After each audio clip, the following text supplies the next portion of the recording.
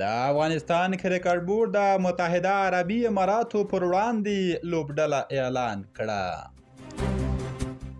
ټاکل شوې د افغانستان د متحده عربي اماراتو پر وړاندې د فبرورۍ میاشتې په 14مه، 18مه او 19مه نیټه د ابوظبي په میدان کې 3 ورځې لوبې ترسره کړې. د افغانستان کرکټ بورډ د غوروي کمیټې د افغان لوبډلې لپاره 18 کسان غوره کړي دي.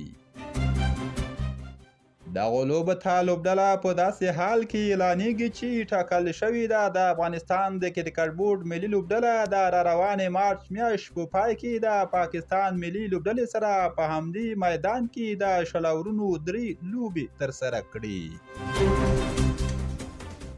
د شلوریزو لوبډلو کپتان راشیدخان BBC ته په تازه مرکه کې ویلي دي چې له متحده عربي اماراتو سره 3 شلوریزې لوبې به پاکستان ته د چمتووالي لپاره تمریناتي لوبې وي. ښاغلي راشیدخان زیاته کړه چې دا ځل پاکستان سره د لوبو کولو لپاره پوره چمتو یو او هیڅ کومه نیمګړتیا په لوبډله کې نه وینو. قدرمنو لیدونکو، دا و تاسو ته د سپورټ له ډګره تر ټولو مهم خبر. تر بیا ښې چارې.